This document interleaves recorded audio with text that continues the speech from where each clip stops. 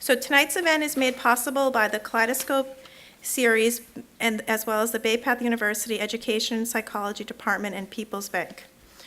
The organization of tonight's event will begin with Jeff and Paul, and I'll share their bios with you shortly.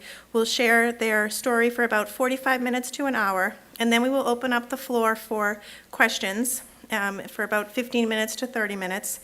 And just make sure you come down to the front of, looks like on this aisle over here, if you have a question.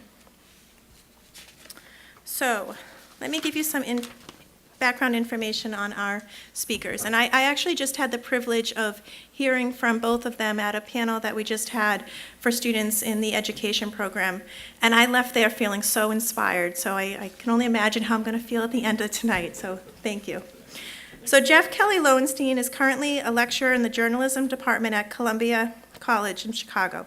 He is the former database and investigative editor at Hoy, the Chicago Tribune Company's Spanish language newspaper, and immediate past president of the DART Society, an international organization of journalists who cover issues of trauma and violence with sensitivity and compassion. His work has been published in the New Yorker and the Chicago Tribune, among many other publications. And he has earned local, regional, national, as well as international recognition. He lives in Evanston, Illinois, with his wife, Dunreath, and has a son named Aiden. And Mr. Paul Tamburello was born and raised in Pittsfield, Mass., so Western Mass, which is great. Right down the road. After earning his BA in English Literature from St. Michael's College, he began his post-collegiate adventures with a stint as a chicken farmer in the Peace Corps in India. I don't know if we'll hear about any of that tonight, but that would be interesting to include in your comments. In 1970, he became a classroom teacher and spent the next 34 years teaching fourth graders at the Pierce School in Brookline, Mass., earning his MED from Boston College in 1974. In 1993, weakness in his left arm took Paul for a checkup. He was diagnosed with spinal muscular atrophy, a non-terminal but progressive motor nerve disease. He committed himself to learning about this disease and a fatal condition his doctor informed him that he did not have, which is ALS. As part of his commitment, Paul created a positive spin for ALS, a fundraising bike ride from Plymouth Rock to Provincetown. And from 1995 to 2004, he raised $300,000. This ride has been renamed the Ride to Defeat ALS, and it now takes place in several states. In September 2003, Paul started writing a monthly newspaper column and retired from teaching in 2004, but not before the Brookline Foundation had honored him with the Ernst Cavalry Award for Teaching Excellence and the famous "Working Hard Feels Good" sign that had become a mantra for Paul's students. Paul divides his time between Watertown and Westport, Massachusetts, as well as his favorite destinations of Lafayette, Louisiana, and New Orleans. So tonight what we're going to hear a lot about is excerpts and information from their book. It's called On My Teacher's Shoulders, and they'll share some information. And this is actually Kelly Lowenstein's second published book, and it tells the story of his relationship with Paul Tamburello, who was his fourth grade teacher. And what I'd like to do now is actually invite a very special member of the Bay Path University community up here with me to give you some more background information on Jeff and Paul. Professor Jenna Reed, come on up. First I want to thank Jenna for helping to bring them to campus tonight. If it wasn't for Jenna, this whole evening would not have been possible. So let's give a big thank you to Jenna. Professor Reed started at Bay Path in 1984, part-time teaching just 4 classes. And she stayed with Bay Path and retired in 2012 as a full professor and was granted the status of Professor Emerita upon her retirement. And I was speaking to one of my colleagues earlier today about having Professor Freed here tonight. And what she said is that on campus, you have always been described as the master of children's literature. So thank you. So thank you all for being here this evening, and I look forward to a wonderful event.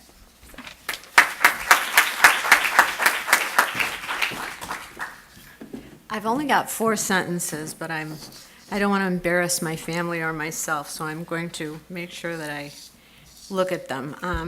I will tell you that tonight we're going to be hearing from two really exceptional individuals. Our family knew Jeff Lowenstein was special when my beautiful niece Dunreath, a woman of discriminating tastes, accepted Jeff's proposal to become her husband and her son Aiden's father. And our original assessment has proven more than accurate. And then I met Paul Tamburello through Jeff's book, On My Teacher's Shoulders. Engaging, precise, and unfailingly honest, as Jeff's work always is, it revealed that Paul, too, was a remarkable man.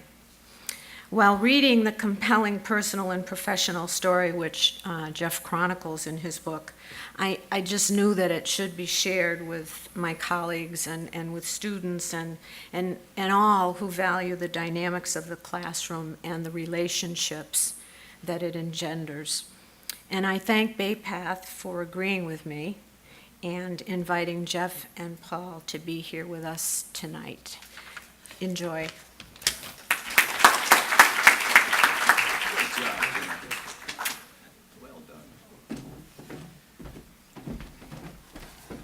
Okay. Thank you very much. I'm really excited we're all here together. I wanted to first start by thanking the folks here at Bay Path, Brianna, Karen DeAngelis, Elizabeth Jones, Dr. Fleming, all the folks who made the building available, Greg helping us with the tech, and every one of you here for coming. Dave Axelrad, who's here, he and I were roommates in our bachelor years, and we would hold monthly potluck parties. And there would always be that question before the party, is anybody going to show up? So it's always very nice when you're here. Can you please give yourselves a round of applause in the Bay Path folks? We're really excited to be here for a number of different reasons. The first is that this part of the state is really important to us. As Karen mentioned, Paul is from Pittsfield, as was Marty, Dunreath's father, and my father-in-law. Helen, my mother-in-law, was from Enfield, Connecticut. I spent a lot of time when Dunreath and I were dating, and I was in Eastern Mass, going down the Pike and coming to this area. And at the beginning of our marriage, I lived here in that region. And this area really helped form who Dunreath is. And it was a place that I lived during a time of really big transition for me. In September 1st, 2000, I moved. And during the course of that weekend, gave up education, became a writer, and became a husband and a father. So that was a pretty big weekend. A lot of you here in the room really helped me with those transitions.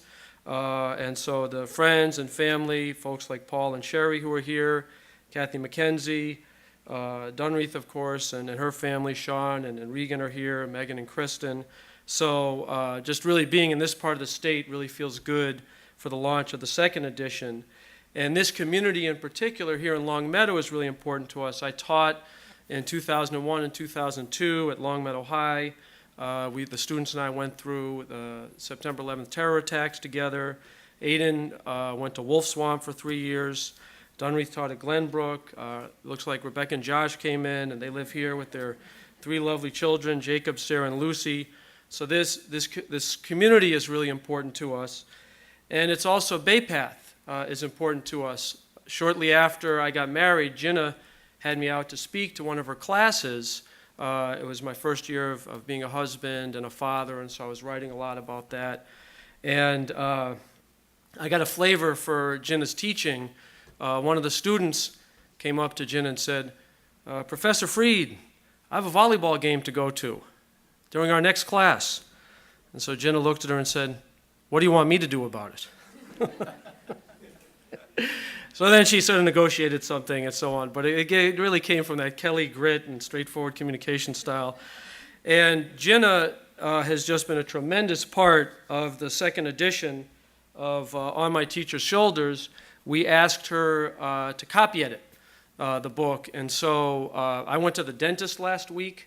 And you know how when you go to the dentist and you feel you're doing a pretty good job brushing your teeth, and then you get to the dentist and they find all the spots that you didn't?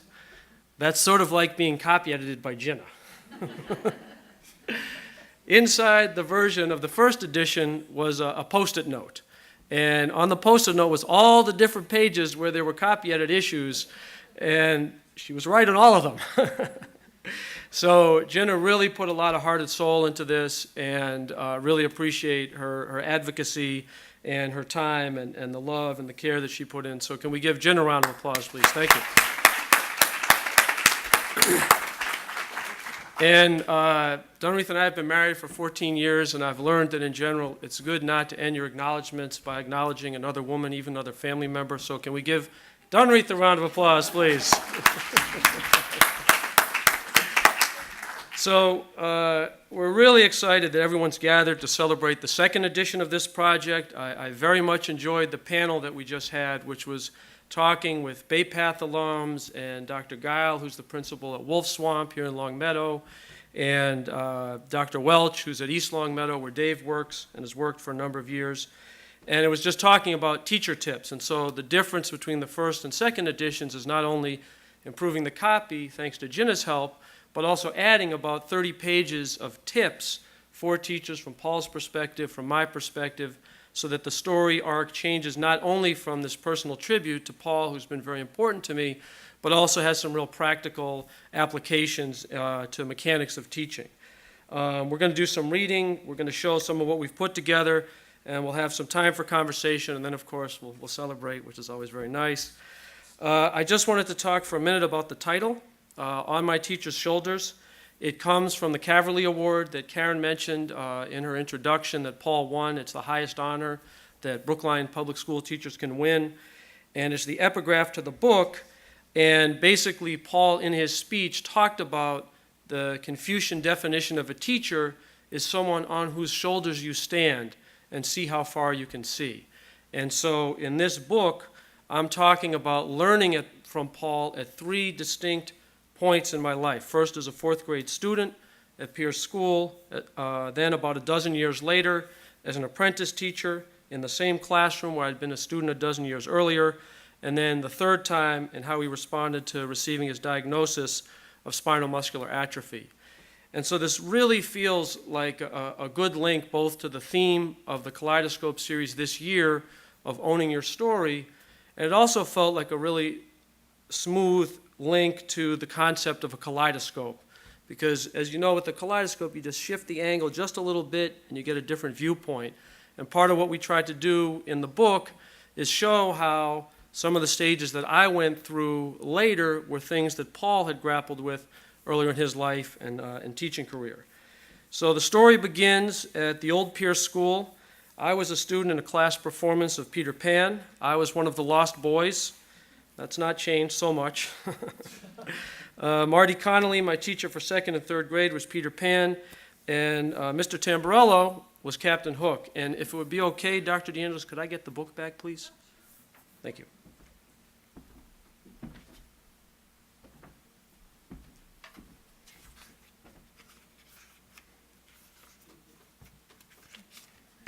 Okay, so this is the first chapter. It's called Captain Hook.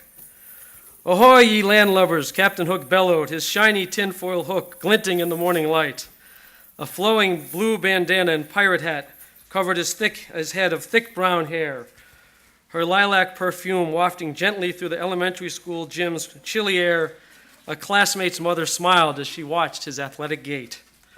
I want Mr. Tamburello for my fourth grade teacher next year, my best friend Adam whispered, pointing to Captain Hook. I was about to answer Adam, but Mr. Tamburello turned and marched toward us and the other lost boys. Divided by a canyon-like line etched into his forehead, his blue eyes stopped at me for just an instant. Our gazes locked. Although I stood up straighter as if I was in the military and being called to attention by a commanding officer, his look was not so much one of command as of complete observation, even absorption. He saw me. Mr. Tamburello's eyes moved along the rest of the row, and he sang in an off-key bass voice that more than made up in enthusiasm what it lacked in technique and talent. Aye. Landlubbers, listen lively now. Who's the slimiest slime in the world? Captain Hook. Captain Hook. Who's the doggiest dog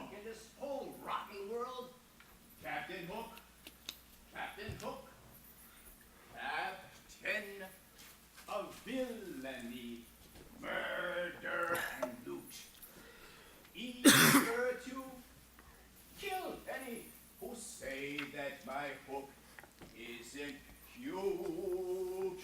It's cute, it's cute. Slimy, slimy, Captain Hook. Okay.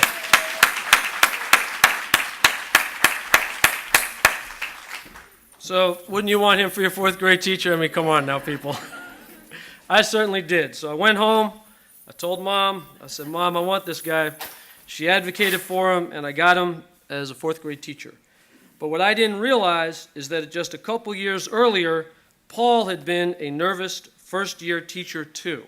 And I just wanted to show you that in addition to being able to purchase the book here, this is the website, which also takes you through the book. So on the website, there are 3 different parts where Paul's words articulate the different stages. So this is the first twist of the kaleidoscope, and Paul's just going to read a little bit about his experiences as a first-year teacher. Thank you, Jeff.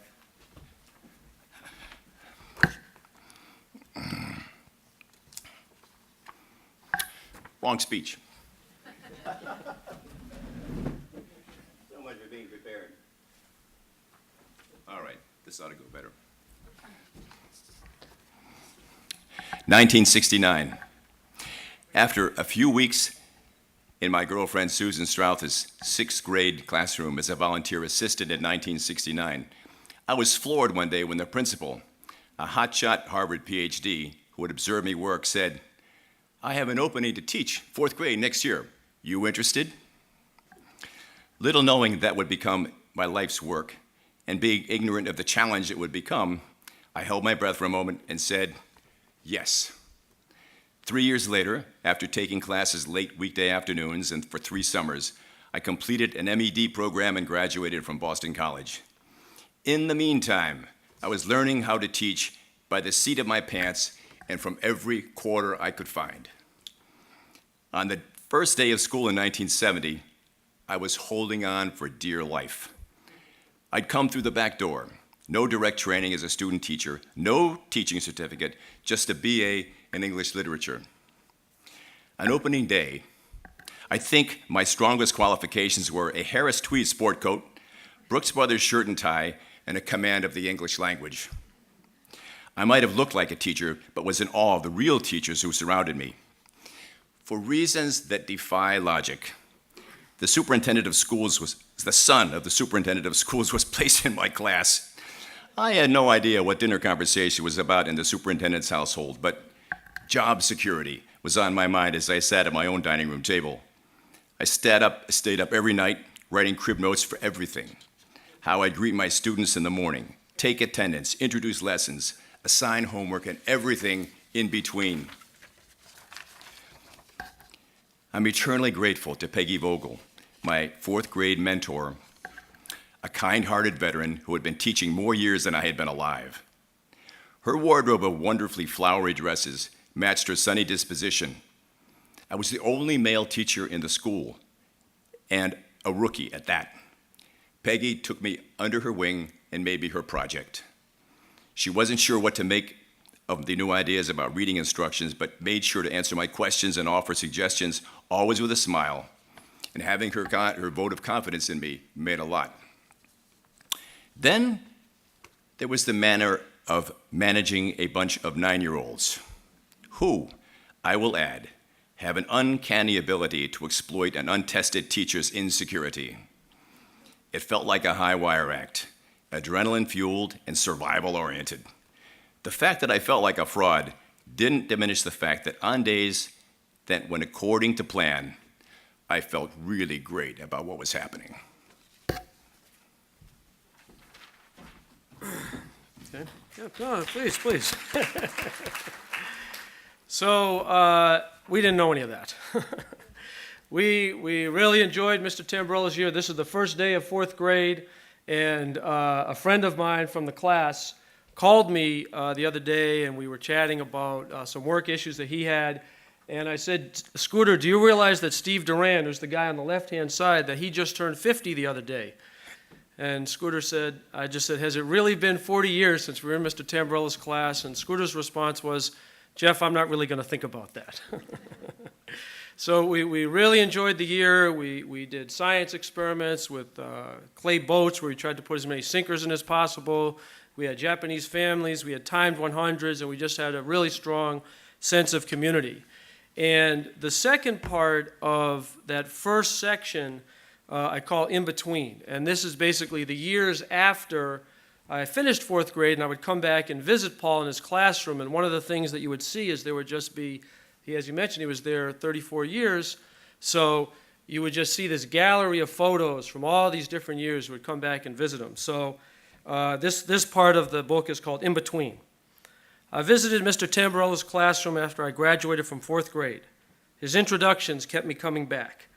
Every few months while I was at Pierce, and once or twice a year while I was in high school, I skipped up the 24 steps to the third floor, walked along the rectangular area that doubled as cubby holes and a reading room, and turned the corner to enter the classroom. Everything was as it had always been. The fading, working hard feels good sign, the ever-growing gallery of pictures with him and current former students behind his desk, the white Formica desks and the 4 wooden chairs that looked ever smaller perched around them. Mr. Tamburello's reaction was always the same, too. His eyebrows raised and his grin revealed a bottom row of crooked teeth as he sprang up from the chair, a firm handshake and unwavering gaze as he conducted a quick interview to find out what I had done since my last visit. Having secured this information, Mr. Tamburello stopped the class and declared, "Ladies and gentlemen, this is Jeffrey Lowenstein, a graduate of 4T. He spoke about my status as if it placed me in an elite group, equivalent to the most selective eating club at Princeton, the Brazilian national soccer team, or a guest at a dinner with Frank Sinatra, Bob Dylan, and Bruce Springsteen. As the years progressed, the reaction from his current crop of students moved from familiarity to wide-eyed amazement during high school, and finally, outright disbelief when I returned weeks before his 2004 retirement.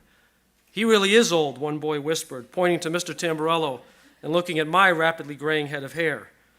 I paid no attention, turning instead as Mr. Tamburello launched into a lengthy description of my accomplishments since leaving his class.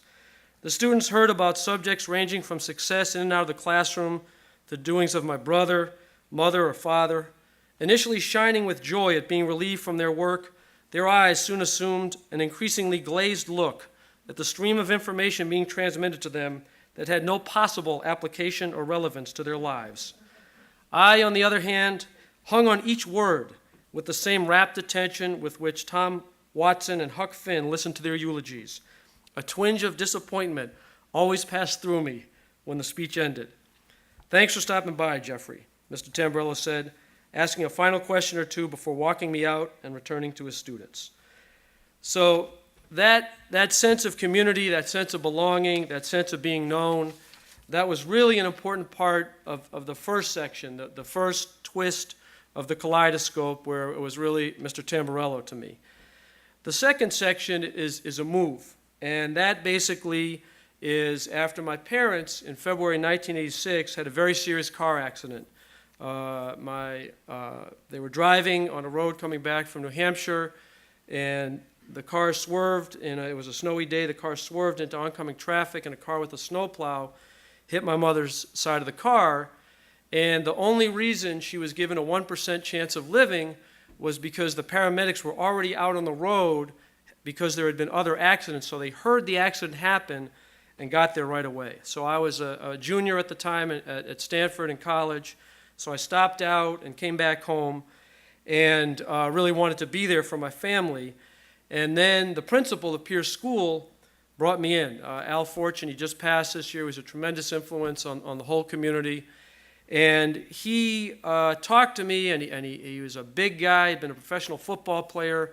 Basically, the way he would get people to behave was just to shake their hand, and generally you'd kind of have to wring it out afterwards. And he said to me, "Jeff, you know, your family's an important part of the Pierce community. We're so sorry to hear about what happened. Would you like to have a job here at Pierce as a recess aide?" So I thought, man, this is incredible. This guy cares so much. He's giving me a job. Yes, I accept. And so what he didn't tell me is that I didn't realize that he truly had treated me as a family member, because he didn't tell me that the reason the job was available was that the previous recess aide had been pushed to the ground and pelted with a round of snowballs by the 8th grade that was known throughout the building as the worst class in 30 years. So this young woman went off the recess field. She left education, never came back. I didn't find that out till they told me my first day. So he truly treated me as a family member. But I loved doing it. At first, I was very into Gandhi and nonviolence and negotiating, and I kind of found pretty quickly the limits of that approach. I didn't make a lot of money, but I did get to eat all the free ice cream I wanted. That was pretty good.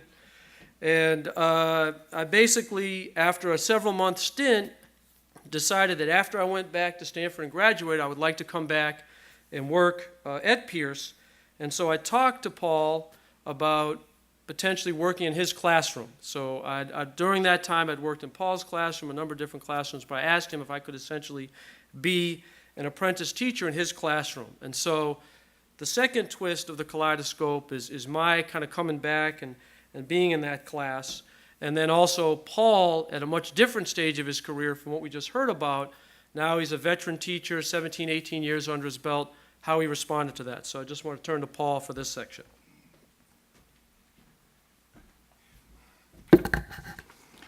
This was big. I was flattered Jeff wanted to return to 4T, the class that he had inhabited as a 19-year-old in 1974, and I was nervous. Let's see, how many years had I been teaching? 17. My God, that was only a few years older than 17. Jeff was only a few years older than 17, and here he was asking for a second round of second grade in 1987. From grade 5 until grade 8, Jeff frequently checked in with me after school. Even after he left the Pierce School for Brookline High School, grades 9 to 12, then Stanford University in 1983, he visited often, his booming voice announcing his presence from way around the corner. "Hey, Mr. Tamburello, how's it going?" As the years passed, I could always see the little kid in Jeff, the bobbing head as he made a point, the eye contact that showed he was present and connected, and the all-inclusive people person he'd been since he was in 4th grade. And if any of you were here this afternoon at 5 o'clock, you saw ample evidence of that at the panel he just moderated. I was used to training student teachers, but none with whom I had this kind of history. I hesitated. Was my work good enough, rigorous enough to keep him engaged? I knew Jeff held me in high regard, but it is a long fall from a pedestal to the solid, hard earth. Finally, I took the advice I gave my students. Don't be afraid to try. Even failing is a learning experience. One of the overarching teaching themes in 4T was challenges, risks, and rewards. Jeff had his own challenges caring for his mother, and I'd be a first-class hypocrite if I didn't follow my own advice. Jeff had immense curiosity about the teaching process, and he peppered me with questions. And to my surprise, I had opinions about everything. Lesson planning, class management, strategies for individual students, even nuts and bolts stuff like the most effective way to line kids up for lunch. Beyond academics, I could model how to set a tone in the classroom in which children felt safe emotionally, intellectually, and socially. I'd learned how to create an environment in which consistent application of class rules was predictable and evenly dispatched, and how to use real-time feedback to show students how they were growing as learners and as individuals. Then I began to understand what my mentor, Peggy Vogel, must have felt like back in 1970 when she was passing wisdom on to a rookie eager to learn. It wasn't a one-way street. Jeff, well-versed in American history, delivered terrific interactive lessons about King George III and the Revolutionary War, which is part of our 4th grade curriculum, and posed stimulating open-ended questions for students to ponder. And in the midst of it all, he organized trips to the Old North Church and the Tea Party ship in Boston, Harbor, which he refers to in his book. To encourage students to aspire to their dreams, Jeff came up with this great idea. He invited several of his friends, M. David Lee III, a filmmaker, Isao Kushi, a writer, Gus D'Angelo, a cartoonist, and in 1989, even his mother, Alice Lowenstein, poet and writer, still recovering from her accident, to explain their work in a series called You Could Do Anything, subtitled If You Really Work Hard at It. The kids loved it. watching from the back of the room. So did I. There were days I shook my head and grinned in wonder. Jeff's initiative was taking our relationship into such rich, uncharted territory. This was giving the term student-teacher a whole new dimension. It's given us the stories to talk about to this very day. By the second year of co-teaching, it was, Jeff and I expect you to, or Mr. Tamburello and I expect you to, as we ran the classroom. It was easily the richest experience of my 34-year career. Plus, Jeff Kelly Lowenstein is probably the only kid in America who has a postgraduate degree in 4th grade. Sure, yeah, clap again. So, yeah, Paul gives you a sense of the environment in the classroom and just what a wonderful laboratory and immersion and educational excellence that environment was. And the instruction ranged from all kinds of high-level stuff. What Paul would do at the very beginning of my time there is he would interact with the student and then turn and say to me in front of the student the 5 different reasons why he had just taken that action. And that had everything to do with where the student was at that moment, where that student could be in June, where the class was, where the class could be in June, where the future trajectory was. So he would explain that to me and to the student. He also did all kinds of stuff around modeling, learning management, behavior management. So there was one time where I was really struggling to get a line in order, and Paul just went up to one kid in particular, got very close to him and said, "Danny, I expect you to move." Danny moved. And so it was just sort of a chance to think about how did he do that? Because I said it, Danny did not move. So there was those kinds of learnings, and there was also another part that Paul really taught me a lot about was in the student-teacher conferences. And he had made a shift several years before I came into the classroom where rather than have just the parents come in, he would have the parents and the student come in so that everybody heard the same message together. And that was a sign of his confidence, and that was a sign of his belief that education goes better when everybody hears the same information. So I just wanted to read a section from that. Earlier in his career, Paul didn't have the confidence to disagree with parents who had issues with his teaching style. He'd also try to do what they wanted, even if he didn't think their request made sense for the child. Over time, though, he began to trust his experience, his expertise, and his methods. I want them to see that I know what I am doing, that I know and care about their kid, and that I have an idea how I'm going to get them where I want them to go, Paul would say. And so then he would bring the student in, ushering the child and her parent in with the air of a maitre d' at an exclusive restaurant. Paul would shake each person's hand, ask the child how they were doing, and reassure them when they told the truth, which was that they were nervous, if not terrified, by the convergence of the 2 major sources of authority in their lives. Paul would address the parents first. "Thank you very much for coming in. Here's how I would like to proceed. We have some marks for your children that show how he's doing, some of his work that I would like you to see, and some anecdotal comments I would like to read. But before I get started, are there any questions you have or anything you would like me to address?" Chester Johnson was one of the first conferences I attended. The son of a black father and a white mother, Chester was a portly and good-natured boy who was well-liked by his peers. Although generally a diligent student, he had fallen 2 pages behind in his math work. Paul looked at him gravely. "Now, Chester, you are doing well, but you need to catch up in math," he said, in the tone of a doctor informing a patient he has but 6 months to live.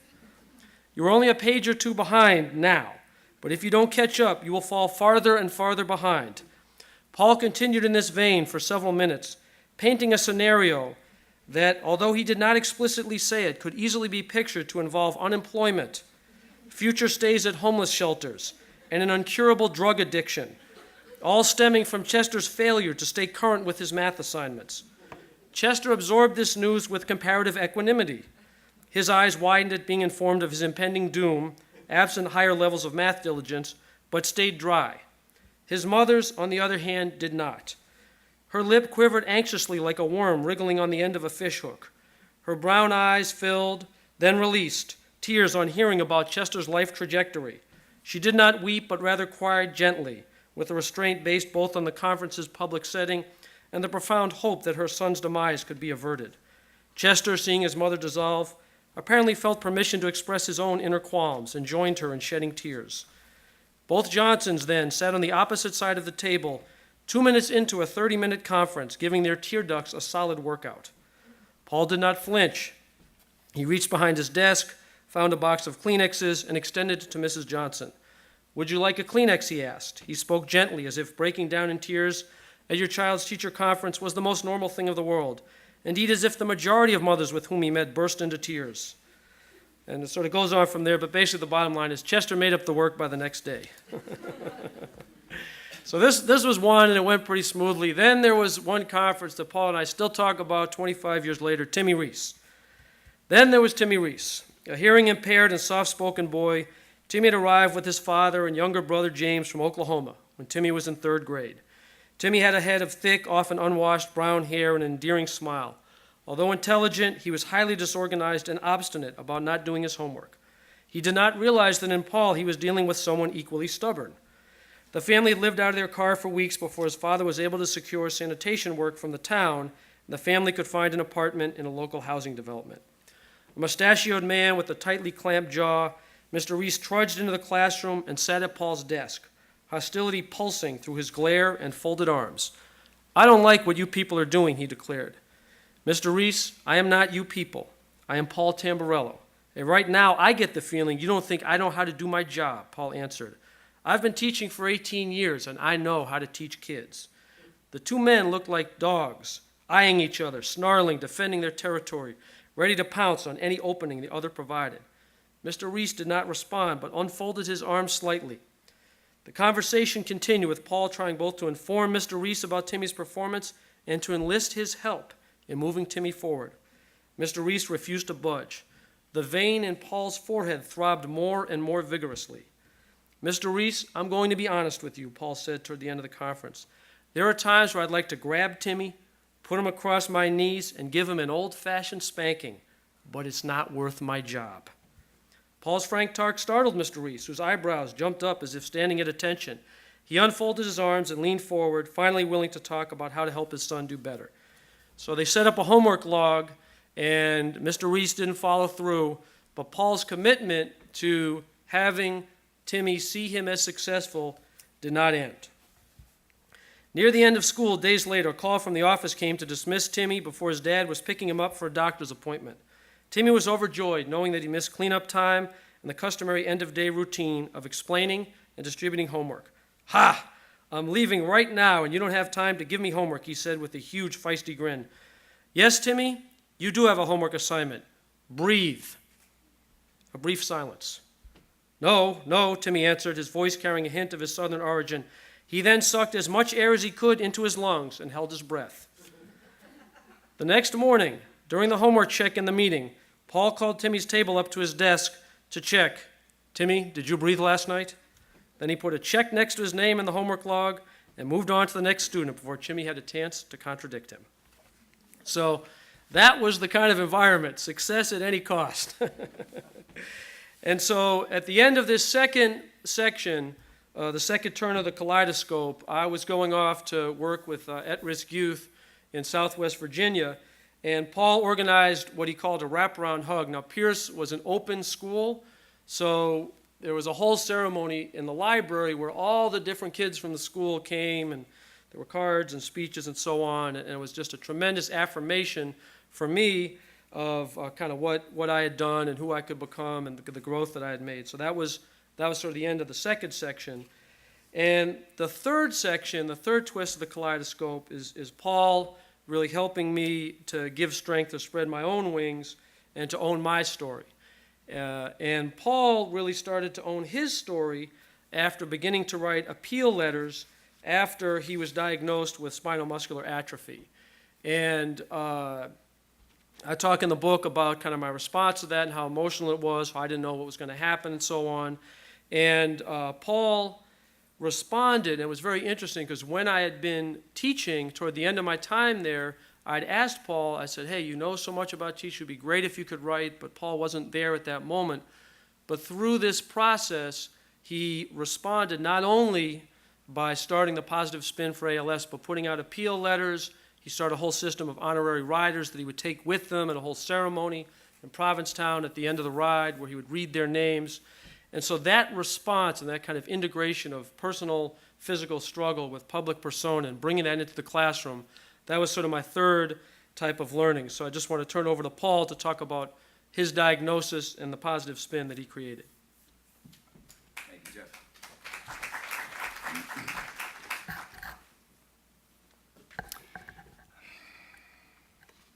I was in great physical condition in 1993, so I was puzzled when my left arm and shoulder wouldn't keep up with the repetitions in my favorite aerobics classes. As with any other hiccup in my physical training, I thought rest or physical therapy would fix me up as good as new. Neither worked, so Dr. Didier Crow, a fine neurologist at Mass General Hospital, spent months ordering tests and evaluating my symptoms. "You don't have ALS," he said in one of my final visits. If I had known what that meant, I would have jumped up and hugged the man. In short order, I found out that ALS, amyotrophic lateral sclerosis, was also known as Lou Gehrig's disease, and that as yet it has no cure and it's fatal. Then I realized why Dr. Crow's waiting room was filled with men and women, some of them in wheelchairs, in very somber moods. For months afterwards, I wondered about the randomness of fate. Why had I escaped with a diagnosis of spinal muscular atrophy, a motor nerve disease that would slow me down but not kill me? Feeling grateful just didn't cut it. I vowed to do something to raise money to find a cure for others who had not been so lucky. As a teacher with summers off, I'd spent several vacations making long-distance bike rides from my home in Watertown to Montreal to the Berkshires and Cape Cod. There was nothing wrong with my legs, so why not combine my love of cycling with a new twist, raising money for ALS. In 1995, I created the Positive Spin for ALS, a solo 87-mile bike ride from Plymouth Rock to Plymouth, Mass, to Provincetown. I spent appeal letters to everyone I knew, doctors, dentists, electricians, cousins, everyone. I explained why I was riding and how their contributions would help. That first ride raised $8,000. I told my this is how molding my personal life and my professional life really took an interesting turn. I told my fourth graders how good it felt to turn a bad break into a positive action. I didn't want to scare them, but I did want them to know what I was doing and why. The thank you letters I read to them from patients and their caregivers were testaments to the power of doing for others, and I really wanted them to hear that message. One of many who wished me well on that first ride was my cousin Carol. Quote, "My grandmother couldn't speak a word of English," she wrote in a letter. "Every time I walked out the door she'd say to me, 'Coraggio.' That's what I'm passing on to you. Coraggio, Cousin Paul. Have courage." Next day, "I really liked that message," I told my kids. "I'm going to say the same thing to you as you leave every day." And the last few years, this is 1995, the last few years of the day evolved over the years. The last version I can remember is something like this. "It's a big world out there, kids. Remember, it's who you are on the inside that counts, not the outside. Be brave, be strong, coraggio. See you tomorrow." After a month or two, every year after that, a student would ask, "Can I do the Coraggio speech today?" They delivered it with gusto, some of them imitating my gestures and tone hilariously, and others converting it into a rap song or mimicking some pop star. I had to reserve one day a week to do it myself. We owned that ritual, and we owned it together. I merged my solo Positive Spin for ALS with a participatory fundraising ride in 2003, which is now called the Ride to Defeat ALS. It's now celebrated its 20th anniversary on September 28th, and it's actually ridden in 7 other states. So in 2004, I retired from 34 years of teaching, from 10 years of fundraising $300,000 for the ALS cause, and from being a role model for my students. This year, Jeff Kelly Lowenstein turned 49. Imagine that. We have been carrying on conversations since Jeff sat in my fourth grade classroom 40 years ago, and we're not done yet.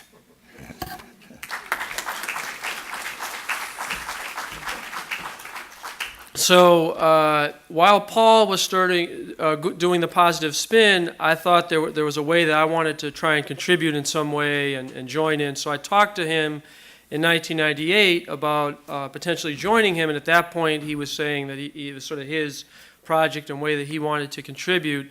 And so I decided to run the Boston Marathon in his honor and use it as a fundraiser in my own way for the Massachusetts ALS Association. And so we raised about $3,400, and one of the clips, there was a local TV station, Channel 5, that then did a piece about it. So I'll just show that real quickly.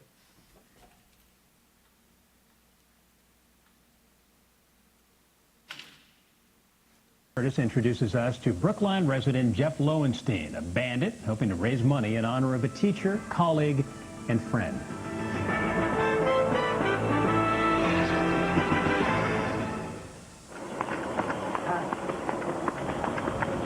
33-year-old Jeff Lowenstein is running the Boston Marathon for a mentor, his fourth grade teacher.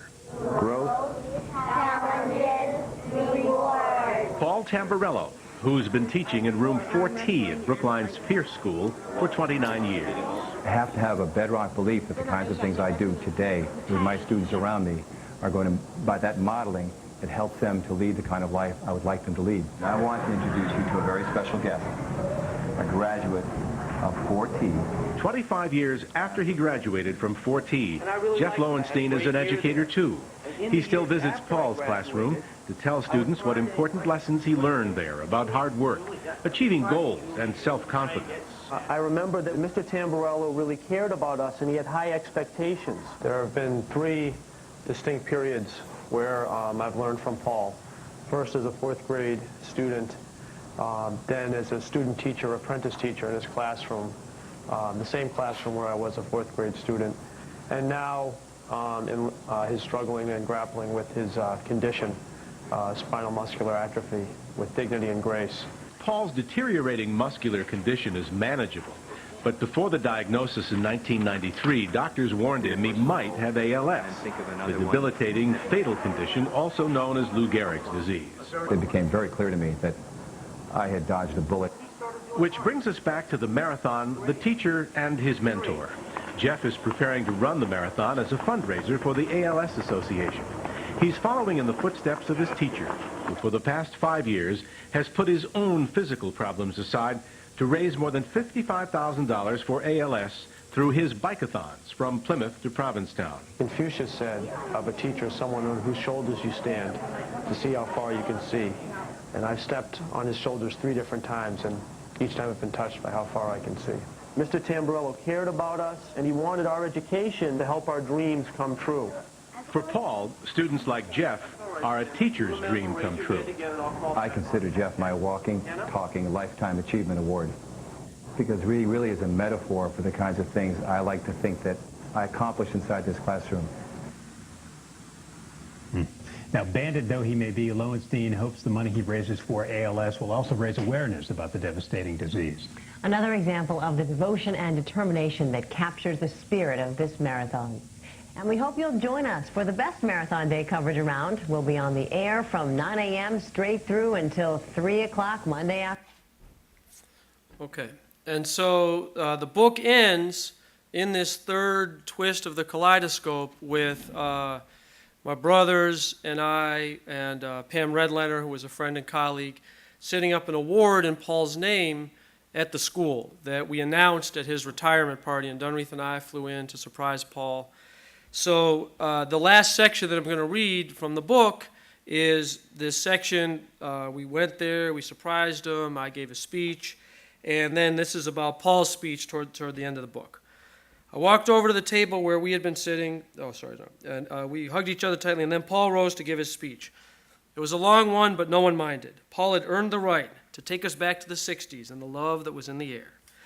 He talked about his career nearly ending before it got off the ground, After a recess in which he had been horsing around with some of the boys, one of them thought he'd extend the horseplay by tackling Paul as they walked back into the classroom. This was too much to resist for the other 9 boys. They promptly jumped in, with the smarter ones grabbing at his ankles, toppling Paul to the floor with all of them in a gleeful heap. Having a little more luck than Gulliver had with the Lilliputians, he managed to scramble to his feet and restore what passed for order in that first year in 4T. Exactly 1 minute later, into his classroom glided the notoriously straight-laced Assistant Superintendent of Schools, Ann McDonald. Paul recalled that she was wearing white gloves. McDonald was on her rounds visiting first-year teachers. If she had come into his classroom 1 minute earlier, he said, he was certain that the next lesson plan he'd write would end with the words, "Would you like fries with that?" Paul reprised his role as Captain Hook, using a bent wire hanger to emulate Hook's hook, prancing around and singing to the song to gales of laughter. But the biggest laugh of the night was unintentional. When speaking about my originally coming to Pierce to replace the young woman who had been driven from the playground in a hail of snowballs, Paul had written about Pierce's principle. His speech said, Al Fortune, the big-hearted leader who put a loving bear hug around the Pierce School family during his time as manager, reached out to Jeff and his 2 brothers who had all graduated from Pierce. Unfortunately, he misspoke, and Mr. Fortune became Al Fortune, the big-headed principal. Uproarious laughter shook the room to its foundations. Paul could not resume his speech for a full 2 minutes. At one point, I wondered if the speech would ever start again, or would just end at that point, somewhere in the mid-'80s, shortly before the start of my tenure at Pierce. The laughter finally subsided, though, and he ended by saying, in June, I'm going to shake hands with you, my teammates, pass away into the cornfields and onto a new field of dreams. I'm certain I'll be the oldest rookie on the new team of writers, and I know that I'll have to prove myself before I can write with the first stringers. But if I could succeed at being a teacher, I can succeed in anything. I'm grateful that I've been blessed to work with such world-class people, people who lay their hearts on the line for kids of all kinds and who never give up on them. For 34 years, something has happened every day that made me smile and realize I'm in the right place, doing the right thing with the right people.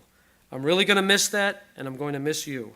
I've been privileged and honored to work with you. Thank you. Fortune approached Paul after the speech and gave him a quick jab in the ribs that carried affection and menace. So, that's what you really think of me? He asked roughly, but his eyes twinkled with delight. After the ceremony was over, we all stood around, soaking in the evening's warmth. It was one of those moments where wine and food and company and good cheer and humor and history produced an enchanted air that descended from the ceiling and draped over all of us. I didn't want it to end, but eventually people started checking their watches and the round of goodbye hugs and promises to get together began.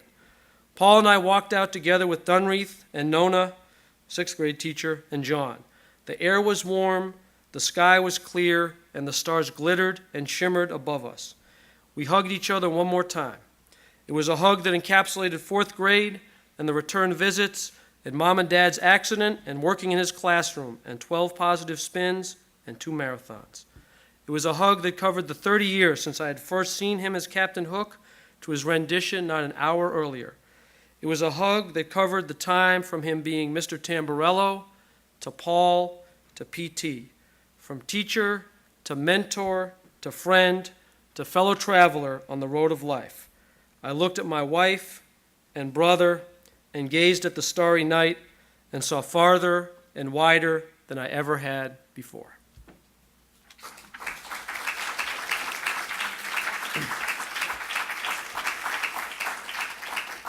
Thank you. And so just wanted to read quick acknowledgments, and then we'll go into question and answer. The first, and in some ways most fundamental thanks must go to Paul Tamburello, who since 1974 has been a powerful influence in my life as a teacher, mentor, friend, and fellow traveler on the road of life. He has been enormously supportive of my growth and development in general, and of this project in particular. As with everything I do, my family has been there throughout the whole process. I'm deeply grateful to all of you. So too is Dunreath's entire family, especially her parents Marty and Helen, both of whom we miss a lot. My son Aiden has grown from a boy to a man during the time that I've worked on this book, and I'm proud of who he has been and become. The second edition has acknowledgement to Jen of this from the first edition, so we have Jen in there. Finally, Dunreath. We had been dating just a few months when I started to train to run the Boston Marathon in honor of Paul Tamburello, and after that, hatched the idea of writing this book. Her brand of fiercely unconditional love and unblinking feedback have played a critical role in my becoming a better husband, father, and man. She's also helped me believe that we together can weave a life out of our most basic dreams and values. My becoming a writer and the completion of this project are significant steps and parts of that process. It is to her with my deepest gratitude and love that this book is dedicated.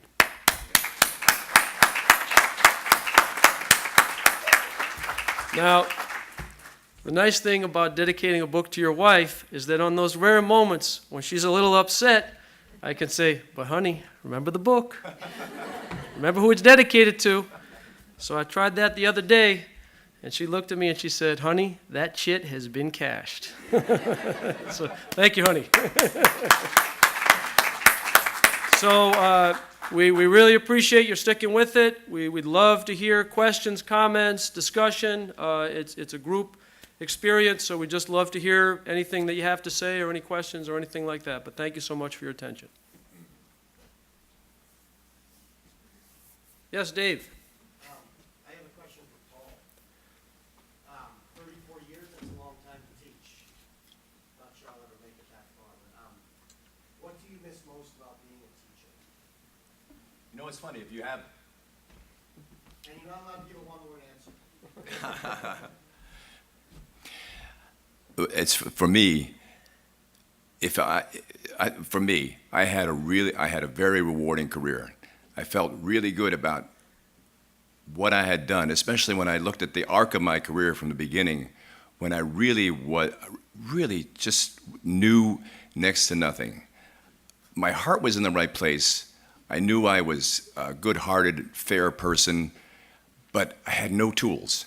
So I think my biggest the thing that that allowed me to walk away from the job and feel really good about it, and not feel regret, remorse, but feel gratitude and the sense of completion, is the fact that I had realized that I had grown so much myself during the time that I taught.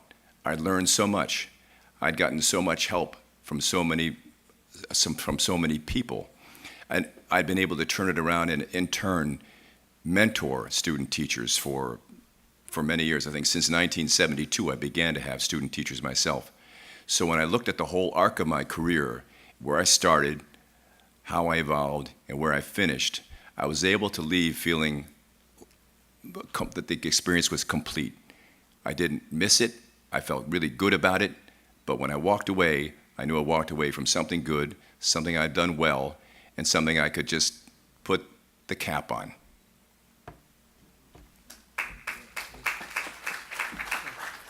Thank you. Other questions, comments? Yes. I have a question about 9-year-olds and 4th graders. My son is in 4th grade right now. But I'm curious what kinds of changes you've seen with kids through the years, or are there just some common things that they deal with when they hit that age?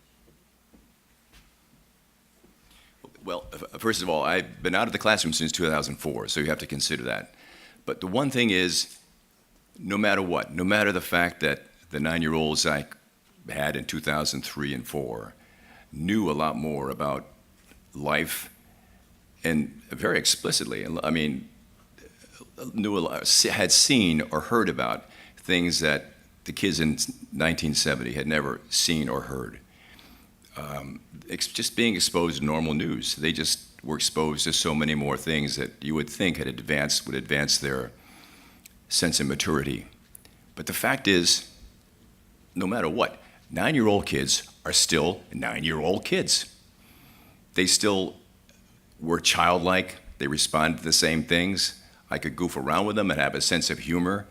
They were just 9-year-old kids are just beginning to kind of sort of get out of a time when they're sort of their world is self-absorbed, and they're just beginning to look outside themselves at the world. And those kinds of things were things that I had seen year after year.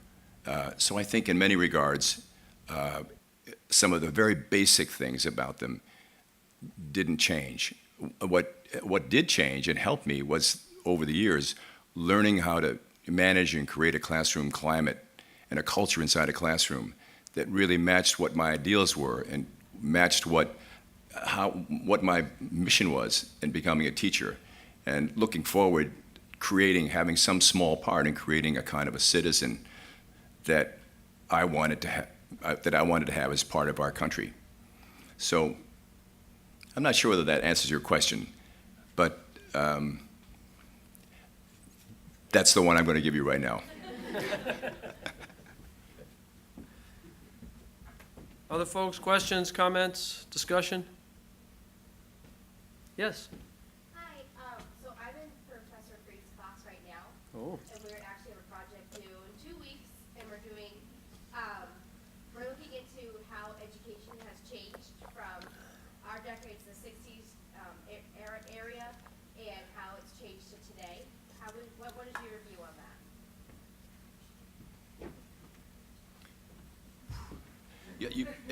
I'd like you to frame the question again.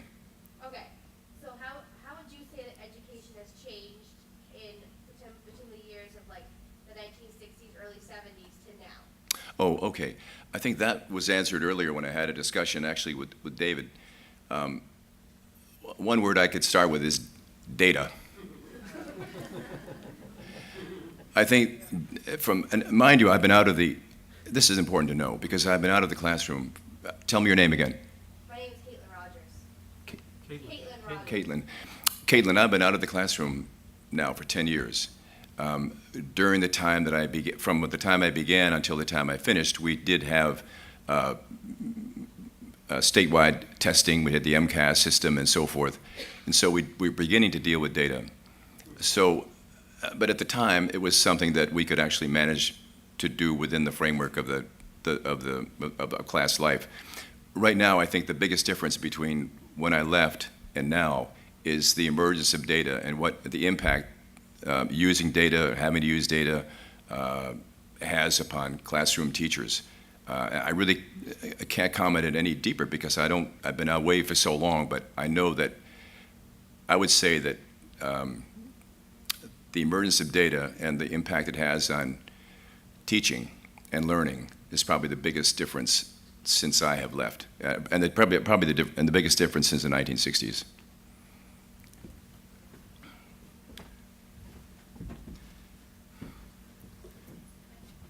Yes, Dr. Fleming. Your message all this week has been amazing, so I thank you. Thank you. Both of you. But if you both had one last words of wisdom for everybody here who are in the field of education and many are teachers in training, what would be if you could give us that summary of words of wisdom for teachers, what would it be?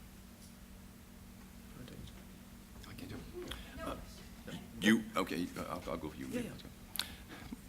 First of all, I think it seems to me that the teachers that have the best chance to succeed are teachers who really believe that they have not just a job, but a calling. When you consider that you have a calling, it really helps you over some of the very most difficult times that you will have in your career. So having a sense of that teaching is a calling is a really important part of succeeding at the job. And the second thing that I heard mentioned time and again in the panel this afternoon about importance for teachers is creating climate and culture that supports children and learning. Thank you, Dr. Fleming. What I would say is that from the experience with Paul and learning so much from him over the years, it's really helped me both trust the possibility of essentially being able to become a person who can build the kind of life that I want to have, and therefore, because he's helped me cultivate that in myself, trusting that that is possible with the young people with whom you work, and to really trust that what you're feeling when you interact with a student is mutual and shared and real. And I think starting from that premise that you as a teacher have an impact on the student that you may not even know for many years, and it may be different than what you anticipated, but that you do have an impact, that I think that is a word of wisdom that I certainly have learned from Paul, and that I certainly think would be something to consider going forward. I remember vividly when I taught at middle school in Newton, And there was a young man who I taught in the mythology class, and he wrote this gorgeous myths, and he came back in 12th grade, and he was going to a really nice college and everything, growing into a fine young man. And so he came back to visit me, and I was kind of waiting for him to say, "Hey, Mr. Lowenstein, those myths, that was just such a great class." He said, "Mr. Lowenstein, do you still play Connect 4?" And so I guess that's what it meant to him. I guess he needed Connect 4. But what was really powerful, and why one of the many reasons I'm so grateful to Paul, is that just a couple weeks ago, I was in Honduras working with journalism educators from 5 different countries in Latin America. And we were developing an investigative curriculum, an investigative journalism curriculum to be taught throughout the continent.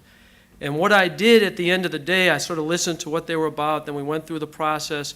And what I did at the end of the day was I said, and this is something I learned directly from Paul's class, I said, at the beginning of the day, we didn't have this. And I showed them all the stuff that they had done. And I said, thank you so much to this person who did this part. Thank you so much for this person who did this part. And so I'm not saying that had a life-altering impact, but I am saying that starting from that assumption of impact and that sense that witness and acknowledgement can stimulate that within people, to me that's been one of the most powerful lessons I've learned from Paul and that I try to carry forward in my work with the young people that I work with at Columbia College in Chicago. Okay, thank you. And if I could, oops, Yeah, is please. there another question? Yeah, there is. But you want to say something else? Let's do the question. Okay, yeah. Yeah, go ahead. I had a question for Paul. I just wanted to ask, was there a definitive moment in your life or an event which you knew that you wanted to teach? And the second part of that is, who was the teacher in your life who inspired you the most? I'll tell you, I fell into teaching. It's too long a story to tell, but I felt just a mysterious path of life got me into the life of teaching. It's a long story, but it wasn't something I had grown up and thought about and thought, when I grow up, I want to do that. It was just a serendipitous event that turned out to change my life and really have helped me find my calling. I'm sorry, what's the second part of your question? I was just asking if you had a teacher Oh, yeah. in your life who inspired you. Yeah, I have to say something about mentors, and I know that a lot of the young teachers here talked about mentors. Actually, everyone on the panel today talked about mentors. Had I not had a really great mentor, I do not believe I would have survived as a teacher. Peggy Vogel, whom I talked about earlier, was my in-school mentor, right across the hall. She meant a lot to me. She was very wise. She helped me grow as a teacher. The second fact is that for the first 3 or 4 years of my career, my girlfriend was my mentor. I lived with her. I learned every night, literally every night of the year, of the school year. I would go over my lessons meticulously because I was so raw and so insecure. I didn't have the kind of training most people had. So without her mentorship, without her really helping me to go through times when I had to learn on the fly every day. Without that kind of mentorship from her and from virtually all the other young teachers in my school that I had, I really don't believe I would have succeeded. So my word to teachers now who are just beginning is to find someone who can mentor you, someone who you can talk to, someone you can learn from, ask questions, be inspired by. So there you go. Okay. Anybody else? Okay. Well, you want to say something else, Dr. Anderson? Okay, so I guess we just really wanted to thank you so much for coming out. We know it's kind of a unpleasant weather night, so just really appreciate you coming out and taking the time. And do you want to... Dr. DeAngelis, can I have 60 seconds? Of course. Okay, this won't take long. I need to say, I mean to tell you, this is a gift. This is a gift every teacher would love to have. This is this kind of tribute. Having a former student not just be a part of your life, but write a book about you is just like unheard of. As a teacher, this is something you just... And tonight is a testament about how Jeff Kelly Lowenstein lives his life. He's all in. He's up to his elbows in teaching and investigative reporting. His sophisticated interpersonal radar system keeps us all on his grid. I mean, look around here. You got friends, relatives, colleagues, classmates, people from every facet of his life, personal to professional. If this is the first time you met Jeff in person, by the end of the night, I'm sure you're going to become another thread in the precious, expanding quilt of friends. In his professional life as a journalist and a journalism professor, Jeff harnesses his memory and considerable intellect to champion social justice, which is really a calling I've seen him embrace as far back as the days of Captain Hook. His incandescent energy and his can-do attitude has been inspiring me for years. He has the gift of keeping everyone around him engaged, acknowledged, and now and then prodded to take the next leap. He's been asking me to contribute to this book since 1999. And he throws up a net if they need it, and I needed it, and he gave it. Jeff's tribute to me is a tribute to every single teacher who feels like they've made a difference in the lives of their students. This is our story, and we own it, and we're not done telling it. For years, I've gotten a big kick out of calling Jeff my walking, talking Lifetime Achievement Award. Tonight, even better. I call him my friend, and I love him.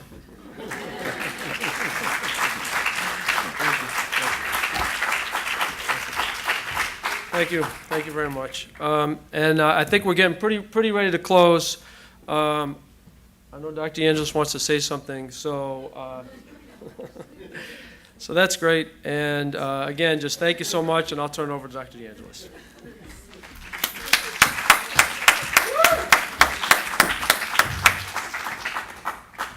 Wow, I feel honored and privileged to have heard from both of you this evening, and I think about coraggio and leaving here tonight. I think we will all leave with a little bit more coraggio, so thank you for your message.